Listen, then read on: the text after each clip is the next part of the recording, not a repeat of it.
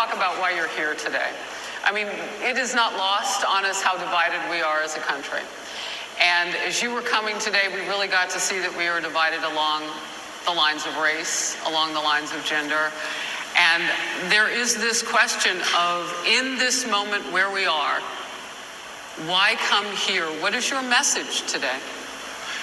My message is to stop people from invading our country that are taking, frankly, a lot of problems with it. But one of the big problems, and a lot of the journalists in this room I know and I have great respect for, a lot of the journalists in this room are black. I will tell you that coming from the border are millions and millions of people that happen to be taking black jobs. You had the best. What exactly is a black job, sir? A black job is anybody that has a job. That's what it is. Anybody that has a job. All right. And they take. Donald Trump finally defined a black job. Hello, guys, and welcome back to Inside the Daily Gist. We are back again like we never left. Welcome back, guys, and thank you. Good morning, good afternoon, good evening, wherever you are listening to me from. Appreciate everybody. Let's jump right into it. Yup, you heard him. You heard Donald Trump. He finally defined what a black job is. Y'all remember he has been talking about it? And everybody keeps scratching their head. What is a black job? Y'all want the answer? He gave it a yo. That's his definition of black job. Donald Trump went to these black journalists convention, for him to appeal to black voters, right? And he got a lot to say. When he was given an opportunity to appeal to the black voters, right? Because according to polls, he is losing by a lot. And now he had the opportunity to tell them what he got for them, what he's going to do if he's given second term as a president. Let's go take a listen to what Donald Trump got to say. Then we chit chat on the other Time. I want to start by addressing the elephant in the room, sir. A lot of people did not think it was appropriate for you to be here today. You have pushed false claims about some of your rivals, from Nikki Haley to former President Barack Obama, saying that they were not born in the United States, which is not true. You have told 4 congresswomen of color who were American citizens to go back to where they came from. You have used words like animal and rabbit to describe black district attorneys. You've attacked black journalists, calling them a loser, saying the questions that they ask are, quote, stupid and racist. You've had dinner with a white supremacist at your Mar-a-Lago resort. So my question, sir, now that you are asking black supporters to vote for you, why should black voters trust you after you have used language like that? Well, first of all, I don't think I've ever been asked a question in such a horrible manner. First question. You don't even say, hello, how are you? Are you with ABC? Because I think they're a fake news network, a terrible network. And I think it's disgraceful that I came here in good spirit. I love the black population of this country. I've done so much for the black population of this country, including employment. Wow. Yeah, had his comment speaking to a woman in such manner. Presidential candidates? Wow. What do you guys think? He is trying to appeal to black voters, and he got nothing to say except that I wonder how this statement of his is going to get him undecided voter, because that response is purely for the MAGA base, not for the new voters that they are looking for, the undecided, like Nikki Haley. I do not know who is going to allow their son to speak to a woman in such a manner. I do not know who will be proud that, yeah, that's mine. Talking in a condescending way to a lady. I'm not even talking of woman of color or whatever, but what I'm saying is to a lady. Y'all think that was the worst? Mm-mm. Now on the move, y'all see the lady in blue? She was so professional. You know what I mean? Y'all will see more. But now they ask him about the DEI. Y'all remember? That's a new word they are calling VP Kamala Harris.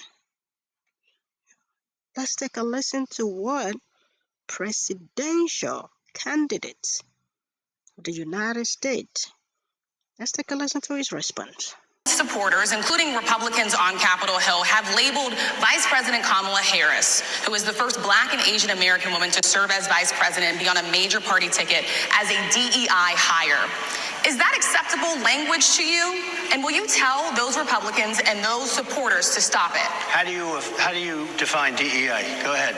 How do you define Diversity, equity, and inclusion? Okay, yeah, go ahead. Is that what your definition? That is Give me a definition then. Would you give me a definition of DEI. that? Give me a definition. Sir, I'm asking you a question, No, a you very have to direct define question. it.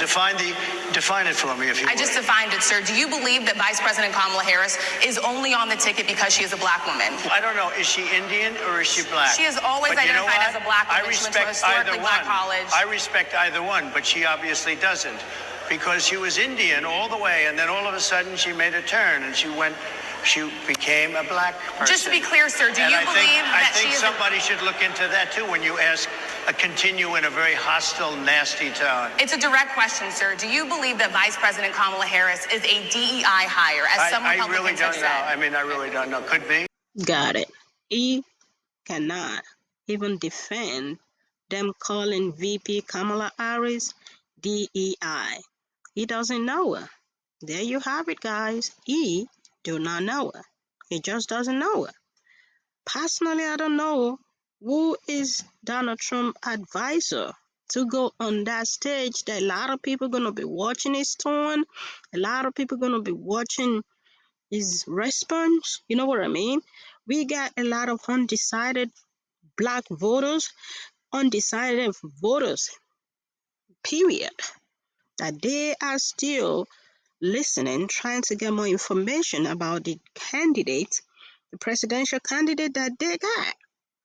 And I don't know who advised Donald Trump that this opportunity he should target that woman or any woman on the stage to speak to them in that manner.